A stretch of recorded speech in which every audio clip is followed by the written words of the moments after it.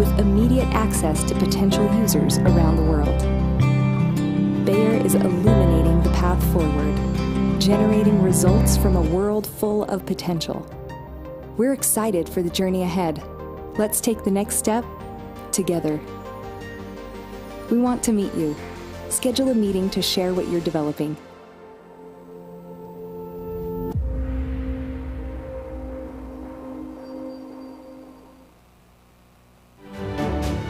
My journey continues, and I know I'm not alone.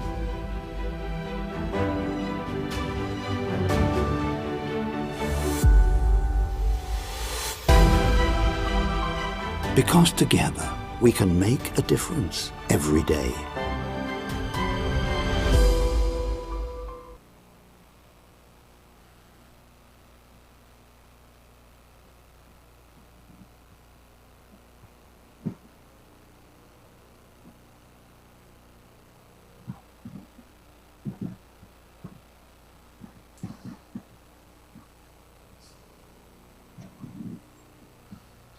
With immediate access to potential users around the world. Bayer is illuminating the path forward, generating results from a world full of potential. We're excited for the journey ahead. Let's take the next step together. We want to meet you. Schedule a meeting to share what you're developing.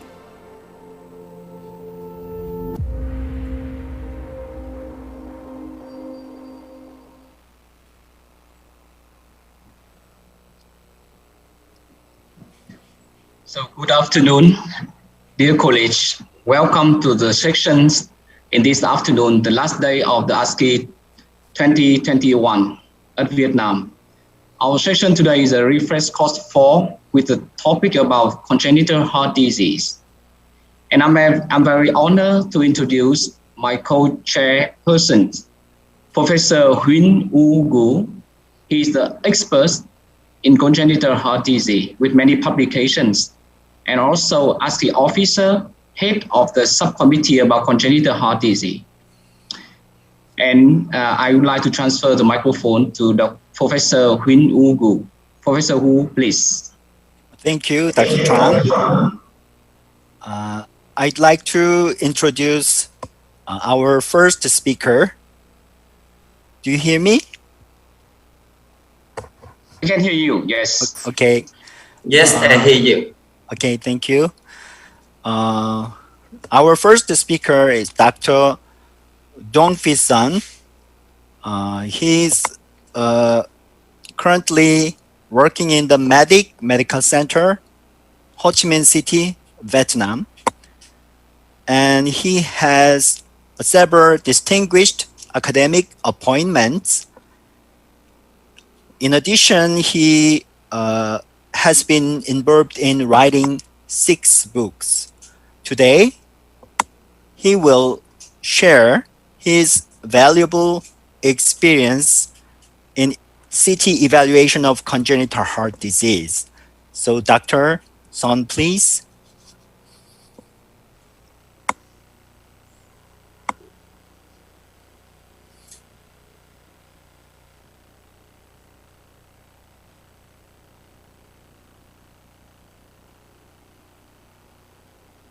Good afternoon, ladies and gentlemen. I am a Dr. Dong Phi Son from the Medical Center, Ho Chi Minh City, Vietnam. My topic today is the role MDCT in the congenital heart disease. We know the congenital heart disease affects about 2% in the general population. Over the past few decades, the diagnosis and treatment of the congenital heart disease have improved. Diagnostic tool is great, ECG, echocardiography, MRI, and MDCT. Both ECG and MRI suppress the diagnosis, but they are not specific. Echocardiography initial the diagnostic methods for the patient with the suspected congenital heart disease, but it can be limited in the complete congenital heart disease. And cardiac MRI allow accurate assessment of the anatomy, function, and tissue characterization. Both MRI is the time consuming and maybe require the patient sedation. And cardiac CT is useful methods for the evolution of the complex the congenital heart disease because it improve the spatial and temporal resolution and increase the scanning speed, and CT improve the diagnostic imaging quality by the reducing the respiratory artifact. And my purpose to assess the role of the MDCT in the congenital heart disease. We had the 31,000 patients were scanned cardiacity by the CT4 line and Asci Leon 1 at the medical center. We had the 910 patients with the congenital heart disease and has the operated case about 658 case. Most of operated case demonstrated the exact diagnosis of the CT in the congenital heart disease. For example, this the patient we see the view ASEAN. We see the sun from the left to right ventricle. This patient had the ventricular septal defect, and we had sun from the left atrial to the right atrial. The patient had the atrial septal defect here. And the 3D show for the patient, we see clearly the connect from the descending aorta to the pulmonary joint here. The patient had the Python ductus arteriosus. And this the patient with the ASEAN view, we see the overriding of the aorta about 50%, and has the ventricular septal defect, and the 3D show the pulmonary joint and pulmonary artery are more side. The patient had the etiology of the follow. And did the patient had the absence or the atresia of the pulmonary joint? We see the left and right pulmonary artery small, and they are concordant. The patient has the pulmonary atresia with ventricular septal defect. And here we see the ASEAN view, the aorta to arrive from the right ventricle, and pulmonary artery arrive from the left ventricle. The patient has the ventricular septal defect, and we see the stenosis of the pulmonary valve. The 3D show the patient has the Python ductus arteriosus. The patient has the change position of the right vessel. And here, the 3D imaging show we see the aorta and the pulmonary artery, and they are arrive from the right ventricle. The patient has the double outlet right ventricle. And here we only see the single ventricle and the main right ventricle and the left hypolastic the ventricle, and this the patient had the single ventricle. And this the patient, for example, the patient has the horn between the aorta and pulmonary artery joint here, and 3D show the connect from the aorta and pulmonary joint. The patient had the aortopulmonary window. And this the patient has only the truncus from the heart, and we see the left pulmonary and right pulmonary from the truncus. The patient here has the diagnosis about the truncus arteriosus. And this the patient has, we see right superior vena cava and right inferior vena cava go to the right atrium, and the patient had the left superior vena cava and hepatic vein to the left atrium. And the 3D show, we see only the left superior vena cava, and it go to it's into the left atrium.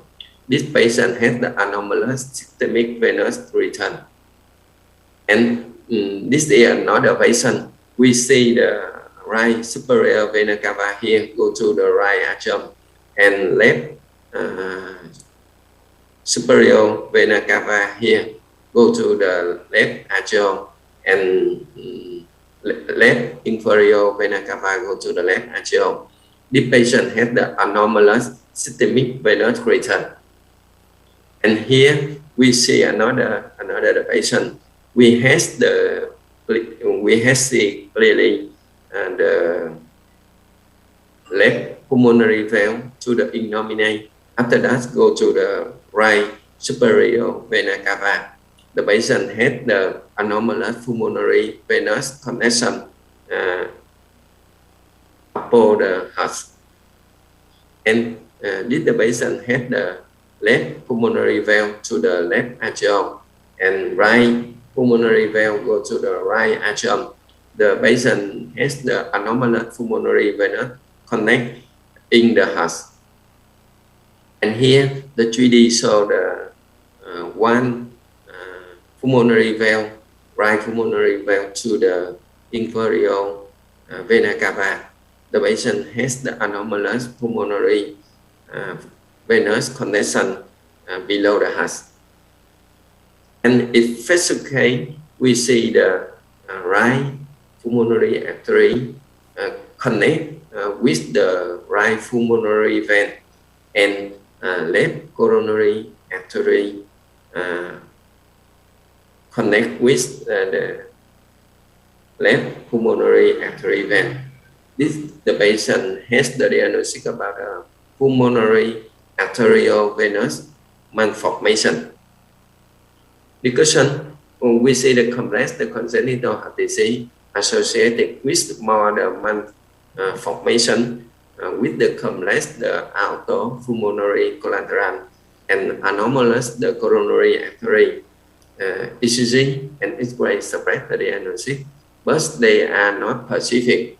Echocardiography is clearly detection, but this method can be limited in the complex, the congenital heart disease. And CT overcome the limit of the echocardiography by the MPR and VRT recon, especially the VRT reconstruction clearly demonstrated the relationship between the heart and brain vessel. Conclusion, we see the CT, the past and non-invasive diagnostic method with high accuracy. CT overcome the limit of the echocardiography in the complex, the congenital heart disease. CT provide the panorama and the useful information prior to operation. Thank you for your attention. Thank you, Dr. Son, for your nice presentation. And just to let you know, a Q&A session we will have at the end of this session. So now I'd like to introduce our second speaker, Dr. Hideki Ota. He's currently working in Tokuho University Graduate School of Medicine, Sendai, Japan. And he also has distinguished academic appointments. And in addition, he has been involved in writing 18 remarkable books. Today, he will talk about MR evaluation of congenital heart disease. So please, Dr. Ota. My name is Hideki Ota from Sendai, Tohoku University, Japan. So my talk today is about essentials of CMR for adult congenital heart diseases. Here is the outline of my talk today. So after general information, I will briefly talk about the role of CMR And then I will demonstrate unoperated or unrecognized ACHD, including shunt and valvular diseases. And finally, I will demonstrate operated cases, especially focusing on tetralogy of Fallot and Fontan circulation. As you know, that the prevalence of adult congenital heart disease is about 1%. These are data from Japan. And we have almost 10,000 kids with the congenital heart disease per year. And almost all the patients will grow up to adults. Then, so especially almost similar number of patients we have in with the adult congenital heart diseases. So we need to follow up those kind of patients. For that purpose, we have works of MR and CT for the ACHD. The previous speaker talked about the CT, so I will not focus on CT, but usually CT works pretty well, great for evaluating morphology. MR also can evaluate morphology, but for the cardiac imaging, the MR can be used more for function and flow analysis, as well as the myocardial tissue characteristics, especially the viability of the myocardium, as well as for the perfusion. This is one example of the operated patient, young patient. So these are how we obtain various types of images and how we evaluate the conditions of the cardiac function and so on. So this is a patient post-Jatin procedure, so we can evaluate the configuration of the great vessels, and we can also obtain the cardiac function. And here there is a thinning of the myocardium in the inferolateral wall. So using rate guard images, we can also evaluate the degree of myocardial infarction. Actually, this patient had old myocardial infarction, so the thinning, the thin myocardial wall with weak wall motion had actually the myocardial infarction as shown here. And such patient also has some kind of valve dysfunction. So we can use phase contrast images like this, and we can measure the degree of retrograde flow. In this patient, we obtained pulmonary regurgitation fraction, regurgitant fraction of 38%. So now I will move on to the unoperated or unrecognized ACHD. So this patient is actually asymptomatic. He was young, and what's going on to him? So as we are a cardiac imager, we can easily appreciate the abnormality of this patient. The location of the great vessels are switched. So this is congenital corrected transposition of the great arteries, CCTGA.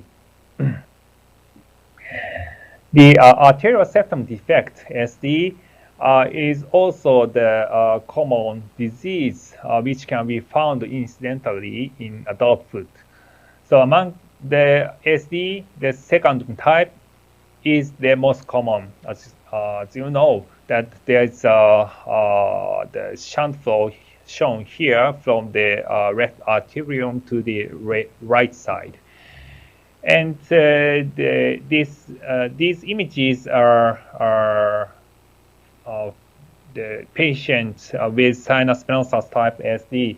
So although this type is relatively rare, and this type can be missed by the routine thoracic echocardiography. The CMR can be also used for planning of the percutaneous closure of the ASD.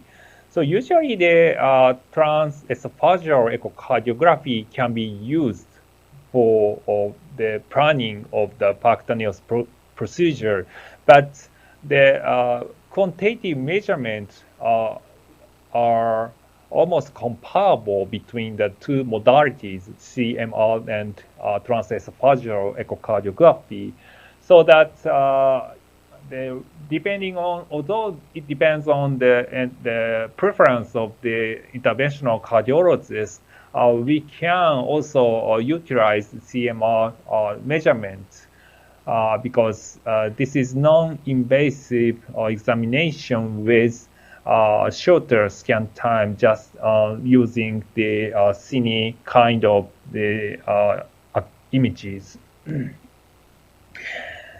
So, and in this example, this patient has ASD and MR as well as TR.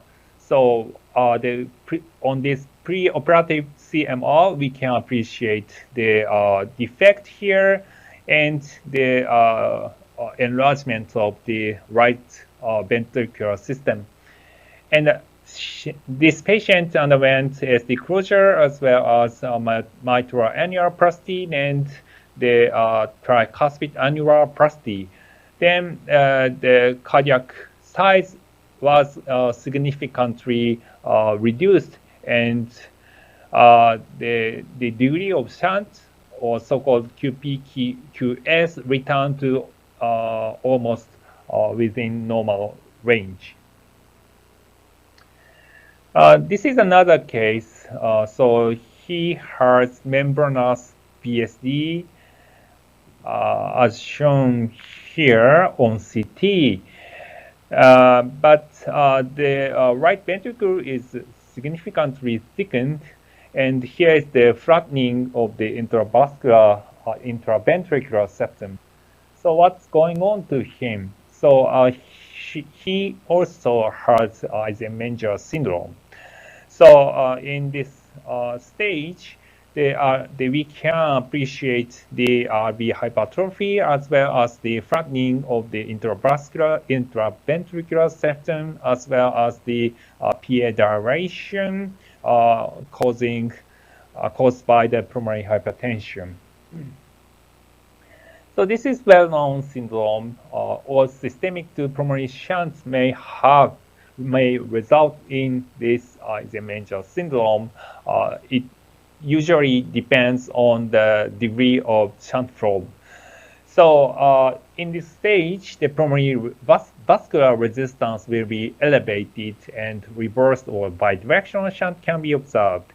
So patient has cyanosis, erythrocytosis, as well as the multiple organ involvement. And those kind of patients under the conservative management may have many kinds of complications such as strokes, hemoptysis, and pulmonary thrombosis. So knowledge about routine extracardiac images is essential for the follow-up of those patients with ACHD. Now I will move on to the aortic valve diseases. This is just an illustration written by the Leonardo da Vinci about the aortic valve. So among the valvular diseases, this bicuspid aortic valve is the most common congenital cardiovascular disease. So this may result in valve dysfunction and independent risk factor of the valve classification. As you know that there are several types of the fusion in the bicuspid aortic valve. And so I will show two cases of the 40-flow MR of the teens. So the aortic configuration looks almost normal for the both cases. However, looking at the 4D flow image, it looks quite different between the two. So in the left side, we can appreciate the significant helical flow in the ascending aorta. What causes this abnormality and difference between the two? So this is because of the aortic valve abnormality. This is a kind of landmark study about the 4D flow and the 4D flow findings and its association with the aortic valve abnormality. So in the study, they measured the angle between the aortic course and flow direction. And that angle was minimal in case of tricuspid normal valve.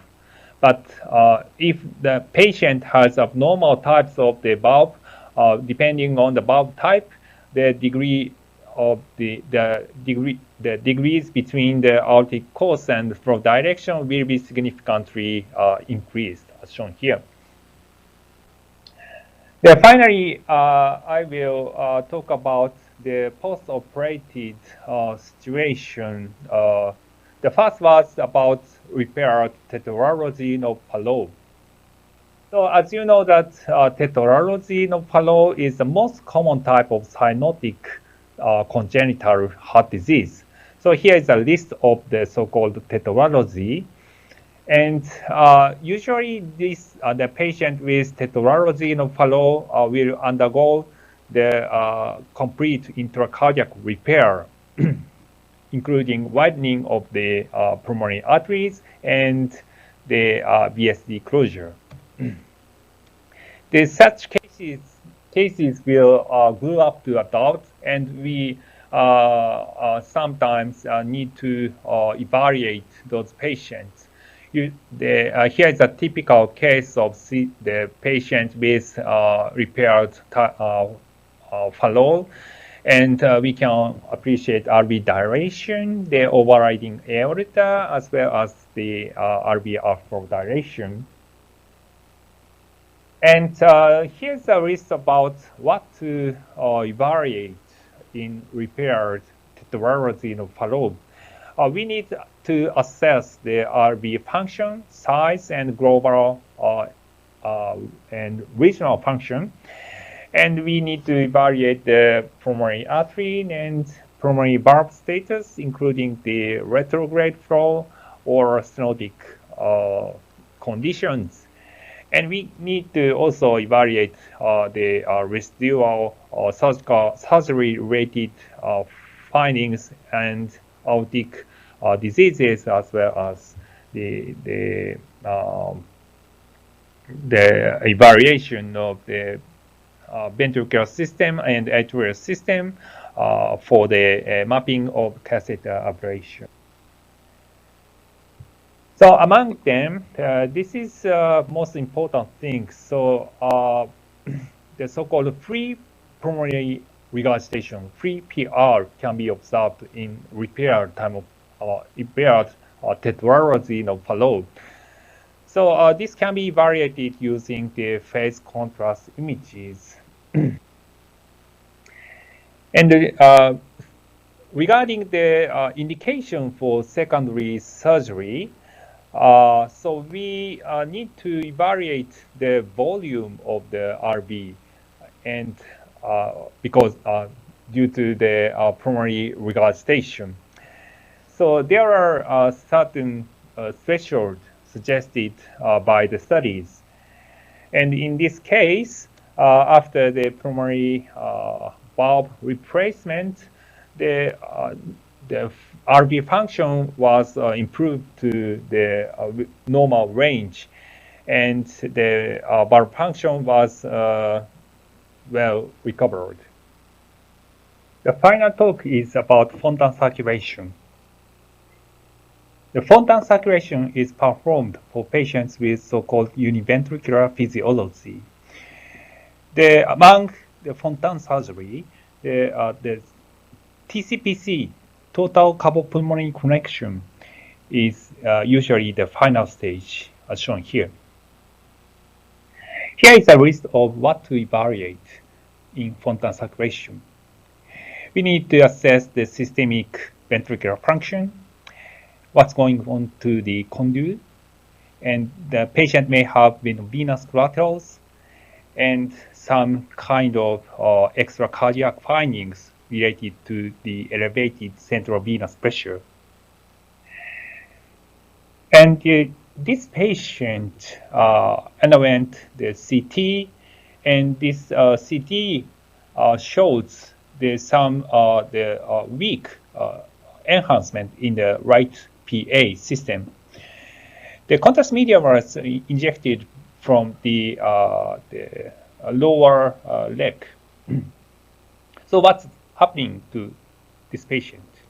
Actually, the delayed phase shows the enhancement in the right side. So this is caused by the asymmetric blood flow to the pulmonary arteries. And here's another case. So this young woman had the hypoxemia. She underwent Fontan surgery for pulmonary atresia. So here on this lung image, we can appreciate the laterality of the vascular shadow. It is well known that if there is isolation of pulmonary artery circulation from hepatic flow, the patient may have pulmonary arteriovenous malformation. So thinking about the evidence, so these findings probably will be due to the left dominant pulmonary arteriovenous malformation. We imaged the 4D flow MRI for this patient, and we found that there was imbalance in terms of the pulmonary arterial flow. So the flow from the inferior vena cava via conduit shows almost completely the flow going to the right side, and the flow from the superior vena cava almost completely goes to the left side. The CT image was obtained, and we evaluate the configuration of the Fontan circulation, and there was large offset between Glenn and Fontan anastomosis. So because of this, there was imbalance in terms of their flow. Then we planned surgery, and we simulated from the CT images, and finally we plan to make extracardiac conversion using 22 millimeter prosthetic graft like this. Then after surgery, the flow in the TCPC was significantly improved. The flow from the inferior vena cava goes to the bilateral side of the pulmonary arteries. Then she had significant improvement in terms of the oxygen saturation, and she could work in some hospital as a nurse, and she could do our usual daily life. This is a final slide. I demonstrated the role of CMR for ACHD. CMR can evaluate morphology, function, tissue characteristics, as well as hemodynamics. We can use these images for pre- and post-operative evaluation, and especially the rate complication of operated ACHD is important for some patients. So those images can be also utilized for the planning of second intervention in the adulthood. Thank you for your attention.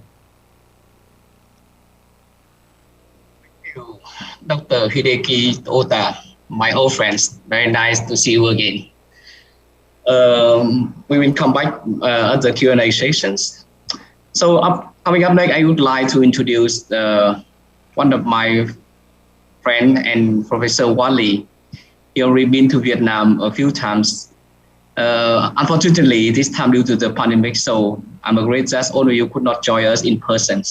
But luckily, we are here in the state sections. So Professor Wan Lee will share today about the topic role of 3D printing, especially in congenital heart disease. Professor Wan Lee actually is right now at the Seoul National University Hospital and Seoul National University College of Medicine.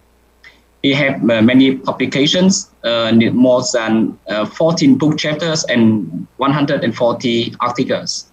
So Professor Wan Lee, please. Hi everyone, I'm Wally. Nice introduction for me. Thank you, Dr. Tran. I'll be talking about a lot of 3D printing model of congenital heart disease. So I have a conflict of interest. I'm one of stockholders of Gluck Medical. So the company made some 3D model. So 3D modeling starts from this segmentation. This is MR angiography, and we have to choose some pixel to be printed or not. But we know the CT and MRI image is a lot of grayscale. It is not always easy to detect the boundary of the lumen or vessels. So this work should be done by expert radiologists who knows the structure of congenital disease, who know the CT and MR motions characteristics, and who know some structure very well. So this step is very important and very time consuming, but a most important step for making printing. I found some small tip that is start from some valve annulus. So detect valve annulus first, and then hold the complex heart disease modeling become much easier. After then, we have to we can make some kind of artificial vessel wall or myocardium. We can actually modeling hold the myocardium, but if you focused on the internal luminal structures, the outer margin of the ventricle or vessel is not so important, then you can just add some kind of shell and you make this kind of a mesh model for 3D printing. Now you are ready for printing. So we can send the file to the printer and they printing out some model. This is of the Stratasys series. This printer is used a lot for congenital disease modeling because it looks like a little bit soft and it can be suturable. So the material is looks a little bit soft, similar to myocardial softness. And then actually some surgeon can do own surgery here. So this model is for understanding anatomy itself, and also here for some surgical simulation. So 3D printing model of the heart has some specific benefit. Congenital heart disease has a various spectrum, so it differs from the every each other cases has different anatomy. And then the understanding anatomy of the heart, complex heart disease is not easy. So in the conference, the echocardiologist argues something and the radiologist argues something and the surgeon try to understand the kind of anatomy in 3D, but not always successful. Yeah, so they frequently says that, oh, okay, I'll open it and then look it again. So for the model, the surgeon can understand anatomy more comprehensively before the surgery. So this 3D interpretation for surgeon is very important. And I think that's the most important thing for why we need a 3D printing of congenital disease, because there is no animal model for training. For becoming a expert congenital cardiac surgeon, they have to do their improve their skill on the patient. I think that's some pity. And then if they can training on the model, maybe it can save several patient lives. So 3D printing of the heart can help us proper understanding and proper decision making, and practice surgery before real procedure, and hands-on surgical training for the trainees. So Shijun Yu and me and Hyunwoo Gu here also involved to make this kind of series, model and the books. And this model deal with the alveoli, DOLV, and then most peculiar heart in your hands deal with crisscross heart, rotating heart, twisted heart. So in this model, you can see this kind of arrows and annotated. explainer. But the model itself in your hands is the most valuable thing to understand this kind of anatomy. So we can do individual organ model. That means if some patient has a planned surgery for next week, and then we can make 3D model for that patient, and see the model in the conference and make some discussion. This is good for understanding 3D structural anomaly, and we can make some treatment plan, or we can also modify the surgical plan, or even surgery can do some surgery simulation, practice on this surgery on here. So this is one of the examples. These doctors comes from Ethiopia to Seoul National University Hospital to learn congenital disease surgery and post-op care. They can see the surgery over the shoulder, and then they can see how we care the patient in the ICU. But actually, they cannot do surgery. They cannot run surgery itself because it is not allowed by law, or even not allowed to that patient has a surgery by very skilled surgeon. So I printed out the same heart, what they are looking for, and then let them do surgery. Yeah, this red shirt woman doctor is a surgeon. And then she tried several times and finally makes some kind of success of the VSD patch closure. So at the time, I found this model is very fragile and easily cut through. That means it is cut down when we do some sutures, and then it's too big and then too expensive. So I tried to improve the quality of the model.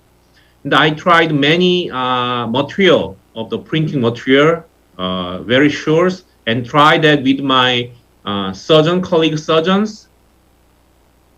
And then we focus down for several materials, 2 or 3, and then they do actual surgery on there. They determine which will be better. After several tests, we score that with the palpitation, resistance, and cut-through, gap, extensibility, and reusability, and then we make some score of that.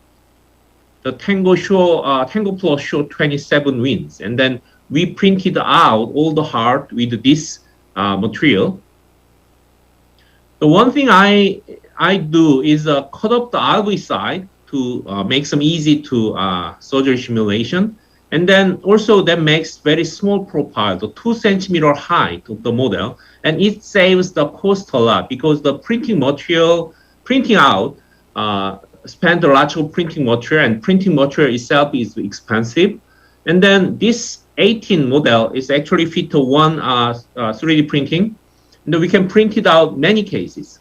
And then they do surgery on this model in the OR. I guess they can do on the desk, but they bring this model to the OR and turn up all the ceiling light, and then very serious to do surgery on this.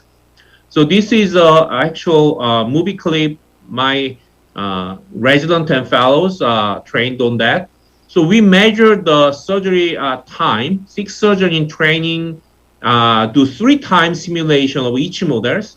And the VSD patch appliance minutes, at the first attempt, it's 36 minutes and goes down to 20 minutes. And RBUT patch appliance, first attempt there takes 22 minutes and goes down to 30 minutes. So their surgery time is markedly decreased. That means the complication rate will be goes down and the patient survival goes up. That's because the patient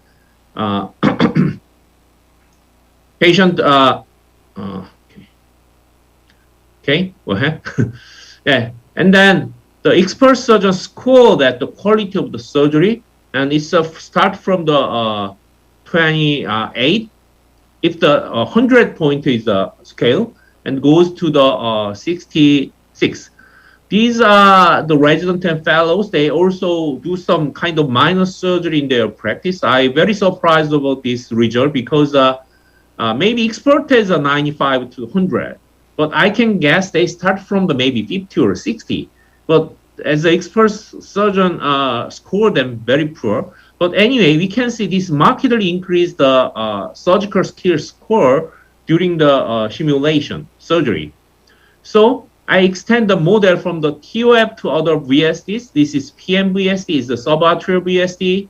And then I put some RV on here because I don't need to reduce cost anymore because this is another model than what I showed you previously. The previous model is printed out the 3D printer itself. And then this model is actually comes from the mold. So we printed out more plastic mold and pour the silicone in there and then get rid of the mold and take this model. So that printer just needed to very solid mold once, and then we can make this model 100 from the one mold. So the cost goes down dramatically. It's about 1/10. So I can make more bigger model. I can put RV muscles. I can put other more details on there. So I put the pulmonary valve and the tricus valve for training surgeries, and I do mass production. So now the 100 and 200 model can be printed out in a very short time with a very low cost. I can use this model to training whole a thoracic surgery resident in Korea. So thoracic surgery society actually bought this model for their resident and fellows, and that they can send all the 3 model to their resident for last 2 years. So the total cost is not so high because it's more technical. So we try to improve the model complexity. This is a transposition of the artery and then the surgical training model for arterial switch operation. So we put some fat for dissecting the coronary artery and the fine coronary artery attached to the aorta, and they can do some button reimplantation of the coronary artery. That's Jatten operation. So this is one of more developed transparent epicardial fat and the LT annulus and the coronary arteries, and some details between that the pulmonary artery and the aorta space. And then this is another variation of the coronary artery can be described, can be shown in this kind of 3D model. And also we can success to make this kind of model to more assemblable. And then we can see the inside of the heart in various aspects. And this is a magnet on the model. We can attach it and detach it in some part of that. So also we also do mass production. This is also kind of mold technique, not fully. And then we produce this model a lot and send to all around the surgeon in the world, and Asian use post the hand-on surgical training course use this model, and the response was great. Thank you very much. Thank you so much, Professor Wally, for your very interesting about 3D printing and a lot of clinical applications. So right now we move to the last lectures of these sections. I would like to introduce Professor Huynh Woo Gu, my co-chair today, will present the topic about post-operative of CHD. And as you know, Professor Huynh Woo Gu is a professor at Asan Medical Center, Korean, and also he is the head of subcommittees about the congenital heart disease of Asci.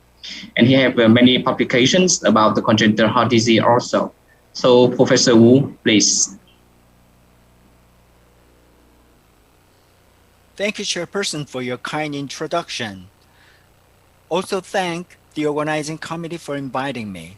I'm pleased to have this valuable opportunity to present my clinical experience on this special occasion of Asci 2021. As introduced, today I'll talk about cardiac CT and MRI used for evaluating post-treatment congenital heart disease. Thanks to technical developments in cardiac CT and increased clinical acceptance of cardiac CT in various indications, the number of cardiac CT used for evaluating repaired congenital heart disease has dramatically increased in our institution, as you see on this graph. Conversely, the number of cardiac MRI has gradually dropped.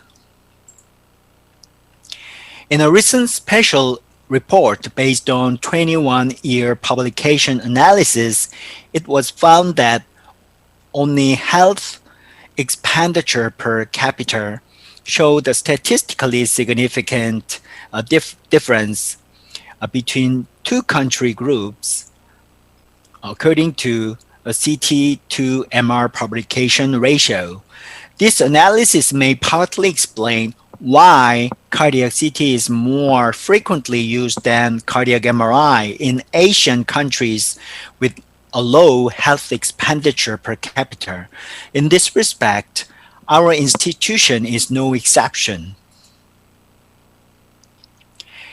Post-treatment imaging is aimed to confirm expected post-treatment effects, to detect post-treatment complications as early as possible, to predict clinical outcome, and to select optimal treatment in patients with requiring multi-stage treatment.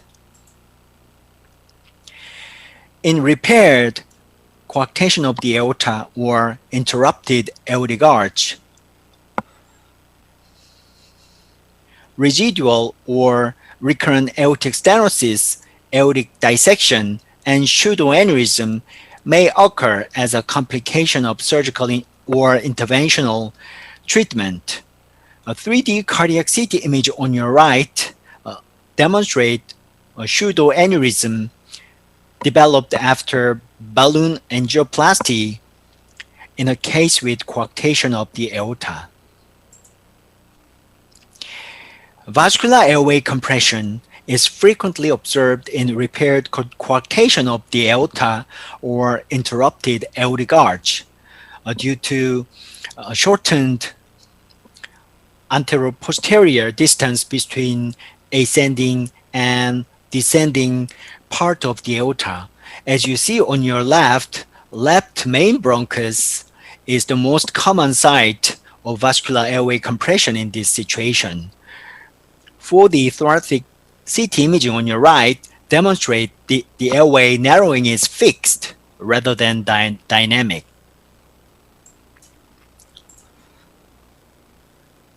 Tracheobronchomalacia frequently causes persistent respiratory difficulty in cases with repaired vascular ring.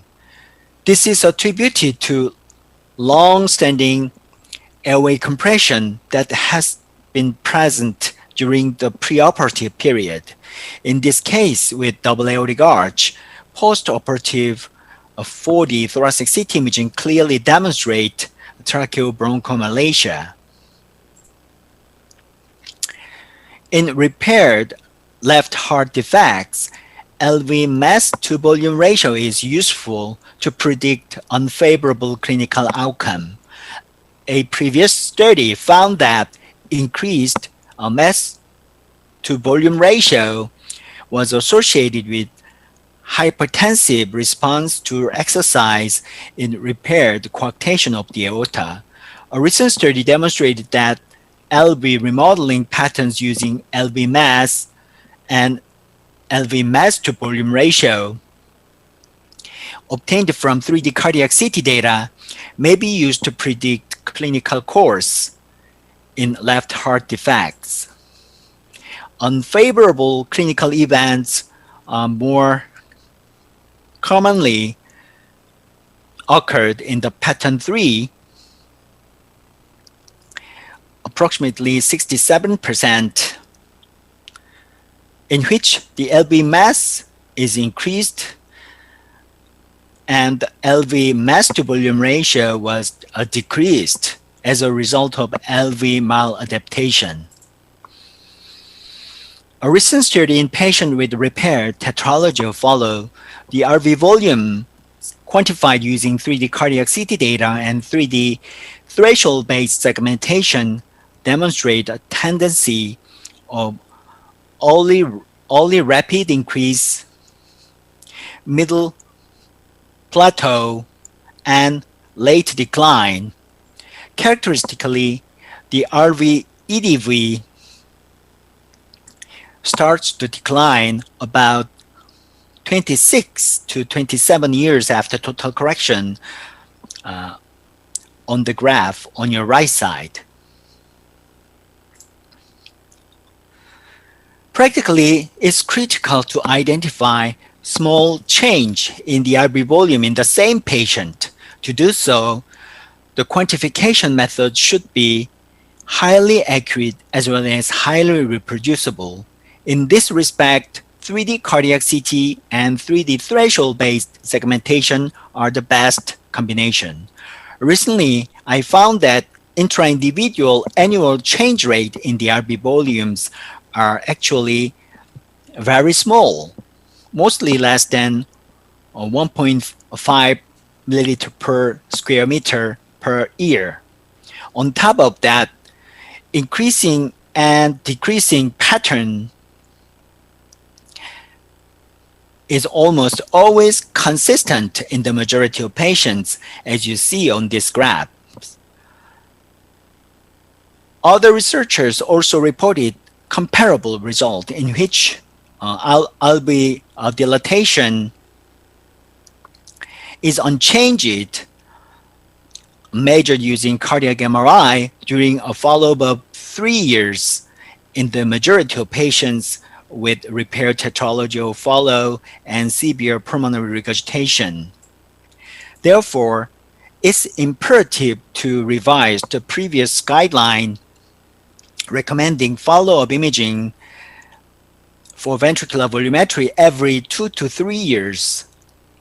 In addition, only 2 serial exams may be sufficient for each patient to define whether the RV volumes will increase or decrease based on my recent data obtained using the BEST method.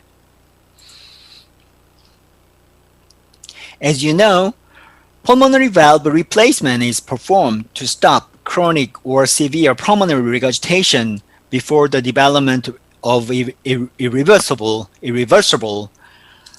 RV failure. Prosthetic valve malfunction can be easily diagnosed using an enhanced CT imaging with minimal longitudinal scan range, as demonstrated in these figures.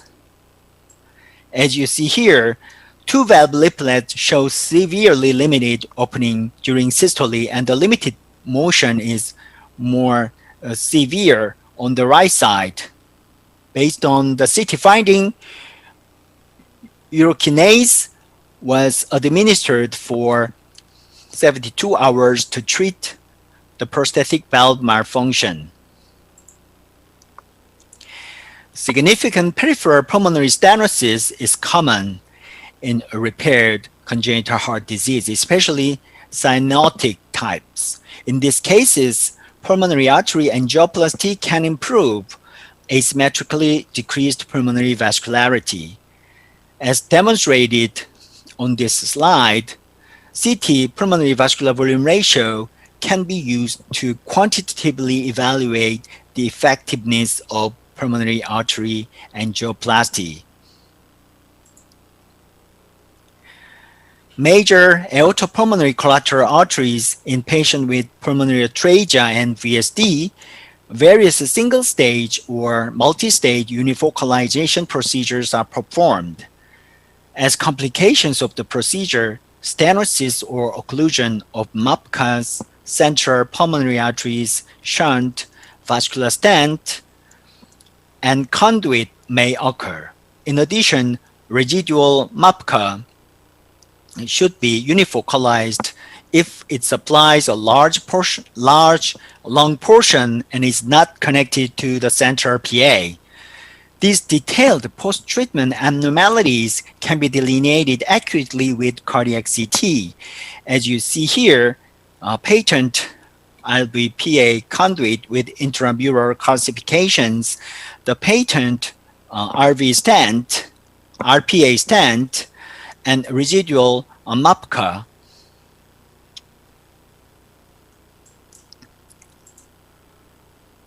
In patients with repaired TAPVR or PAPVR, pulmonary vein stenosis or occlusion frequently occurs.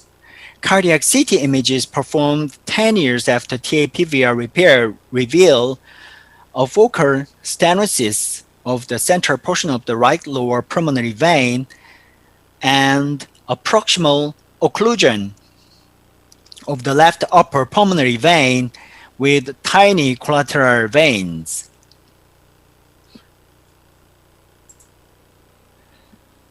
Complications occurred in patients with repaired functional single ventricle include atrial enlargement, ventricular dysfunction, stenosis or thrombosis in the cardiopulmonary connection and pulmonary arteries, pulmonary arteriovenous fistula, systemic pulmonary venous shunts, and plastic bronchitis. As you see here, coronary reformatted cardiac CT image performed 1 month after bidirectional cardiopulmonary shunt demonstrates extensive thrombosis in the superior vena cava and pulmonary arteries. In addition, detailed collateral veins are shown in the right neck and the right chest wall on a thick slab MIP image. After extracardiac conduit Fontan operation, preferential carbon flow to one lung increases risk of developing pulmonary AVFs. Time-resolved MRA clearly demonstrates preferential flow from right arm vein to the right lung, as well as from the leg vein to the left lung. In this circumstance, the risk of developing pulmonary AVFs is increased in the right lung, devoid of hepatic flow, as confirmed on follow-up of time-resolved MRA on your right. Pulmonary AVFs are particularly prevalent in IVC interruption, up to 23%. Carbon flow distribution can be not only visualized but also quantified using 4D flow MRI, as you see here. In this case, 82% of the IVC flow is directed to the left lung. In patients with repaired functional single ventricle, the systemic pulmonary venous shunt may cause desaturation and may need to be blocked. As you see here, cardiac CT images clearly reveal the shunt between the IVC and right lower pulmonary vein. Plastic bronchitis causes acute respiratory difficulty in patients with functional single ventricle. CT is useful to delineate the bronchial cast in plastic bronchitis. If bronchial cast is large, the imaging finding may mimic foreign body aspiration, in which clinical history is crucial for the diagnosis. The bronchial cast in plastic bronchitis are not infrequently self-expectorated.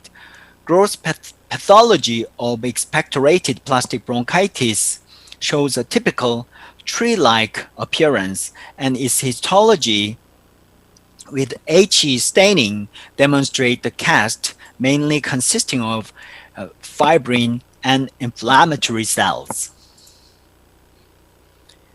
In a patient with Fontan circulation and recurrent plastic bronchitis, contrast-enhanced dynamic MR lymphangiography demonstrates a dilated right side peribronchial lymphatic network supplied by retrograde lymphatic flow through a large collateral lymphatic vessel originating from a thoracic duct. Based on the MRI findings, selective lymphatic embolization was successfully performed. To conclude, cardiac CT and MRI are useful for evaluating repaired congenital heart disease. We should be familiar with the imaging abnormalities. Early detection of complication will improve patient management. quantitative evaluation clearly increase clinical usefulness of post-treatment imaging and may be better at predicting outcomes. With that, I hope you enjoyed my talk and thank you very much for your kind attention. Thank you, Professor Huỳnh Wu, for very interesting lectures about the post-operative and congenital heart disease application of CT and MRI. So now we have time for Q&A. As I found on the chat book, we have a few questions. So we have, first of all, we have two questions for Dr. Ota. Can you hear me? Yeah. Yes, I think that's maybe you already read two questions, but maybe I repeat again. The first question is about for the 4D flow in CMR in photon circulations. So is there any CMR parameter that could predict protein loss, enteropathy, especially for women who intend to be pregnant? Okay. These are the first questions. Yes. Okay. Yes. Thank you for your question, and it's a very good question. Actually, I am not familiar with the definitive parameter that can predict the protein losing enteropathy, especially for patients with expecting women.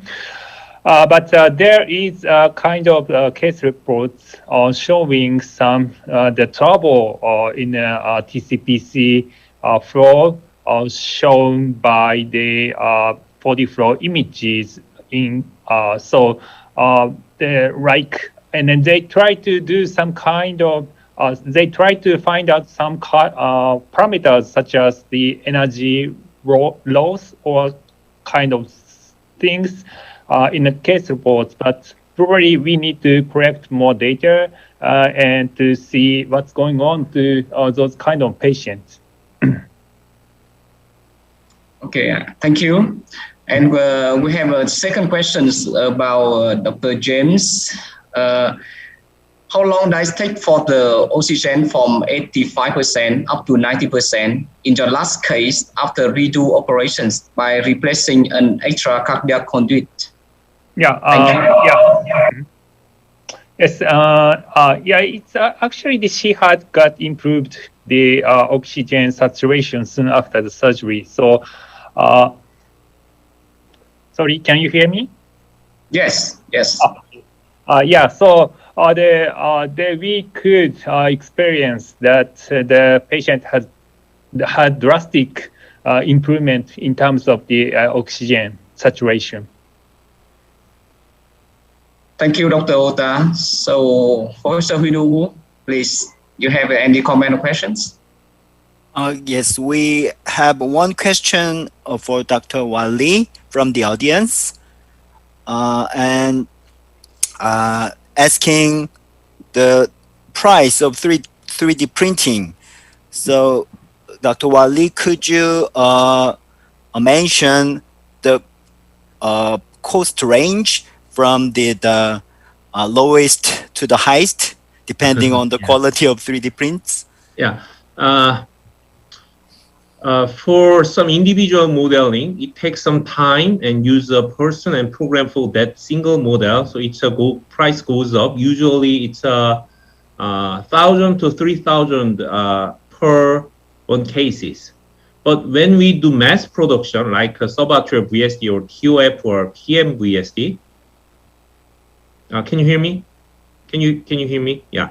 The screen was stopped. So in that kind of mass production, we can cost down to $50 US dollars.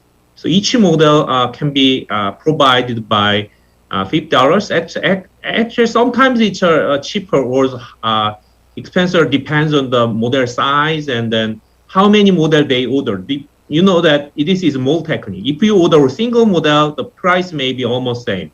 If you order 100 models, price goes down. If you order 1,000 model, it goes more down. So it depends on the number. Maybe between maybe 30 to 100 US dollars in that, not over the 100 US dollars. So it's now very cheap and then available for some each individual's training. Thank you, Dr. Lee. And I have one question to Dr. Duong Fisan. Yes. Yes, I recognized that your CT images demonstrate a very homogeneous enhancement in both right and left side of the heart, which is very important. So could you briefly mention your intravenous injection protocol of contrast agent for cardiac CT in your institution?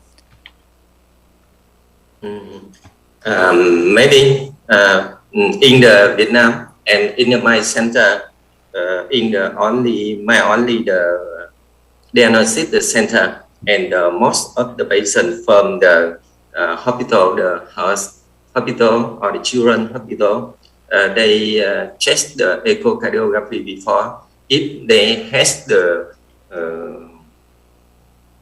complex the congenital heart disease, they cannot see clearly by the echocardiography. Thus, they send my center and we scan cardiac CT and complain about us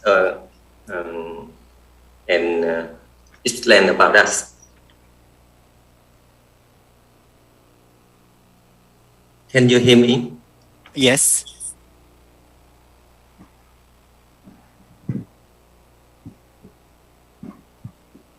So there is some technical difficulty.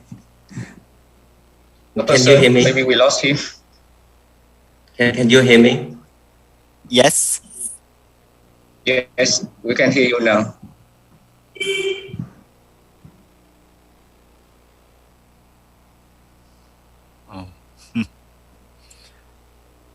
Anh Sơn ơi, bác chủ tọa có hỏi anh câu hỏi về một ý khác là bác ý thấy rằng là cái hình ảnh chụp mạch của anh rất là đẹp và có cái sự mật độ cản quang ở cả trong thất trái và cả trong thất phải, gần như là nó tương đồng với nhau. Thế thì bác ý muốn hỏi là ở cái cơ sở của anh ấy, anh có thể tóm tắt lại một cách ngắn gọn là cái kỹ thuật mà mình bơm thuốc cản quang và tĩnh mạch chủ như thế nào mà để có thể hiện hình được cái mật độ cản quang đẹp như thế ở trên hình ảnh CT của anh trình bày ạ. Can you hear me? Yes. Maybe we usually the first we scan about the artery vein. We inject the contact media. After that, we see clearly the left side, and after that, when in the second phase, I inject the water compound with the contact media about the 50-50. Or the 60% or the 40%. After that, we can see the right and left side of the heart. Okay, thank you very much. So do we still have a question from the audience or comment? I think on the Q&A box, we do not have any other questions. But maybe I would like to discuss a little bit with Professor Wu. As in your presentations, you mentioned about the post-operative CHD right now. Yes. So normally if we increase using the CT scanner and decrease the number of CMR, is that right? Yes. Yeah. So for example, in the children patients, so do you have the same trend like this? Because in adult maybe, but in children, because if you increase the CT scanner, maybe a little bit about concern about the radiation dose. So would you have some comment? And I know that in our session today we have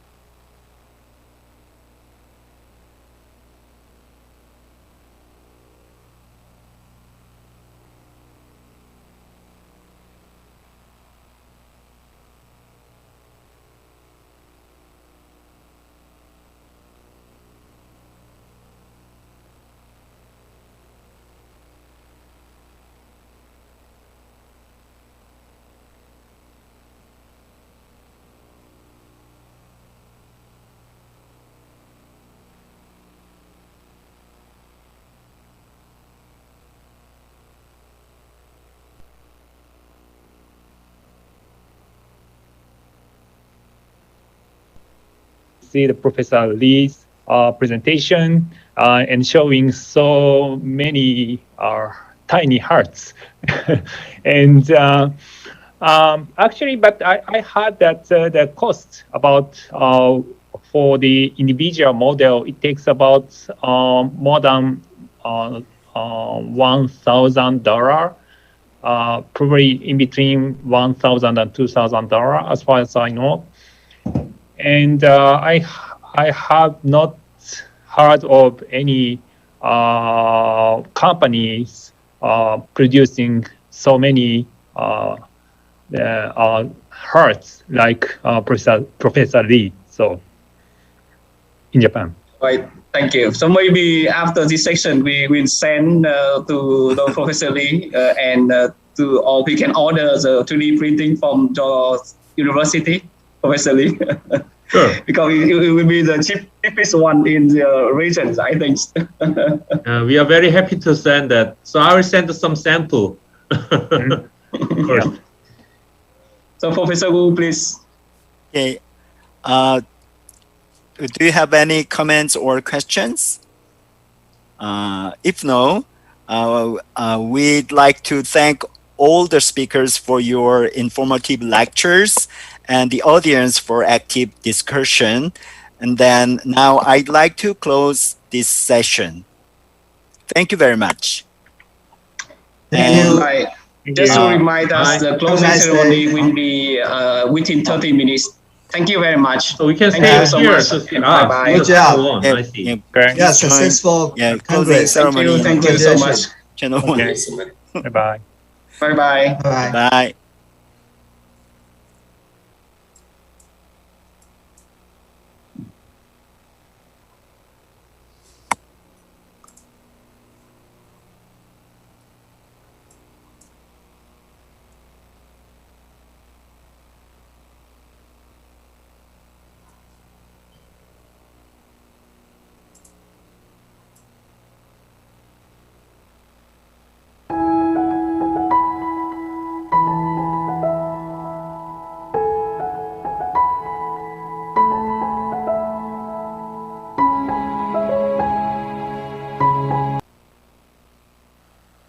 with immediate access to potential users around the world.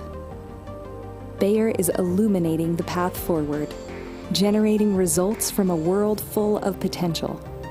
We're excited for the journey ahead. Let's take the next step together. We want to meet you. Schedule a meeting to share what you're developing.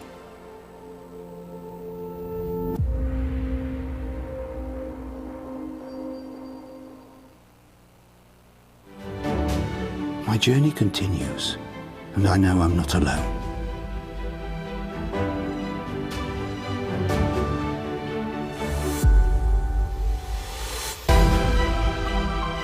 Because together we can make a difference every day.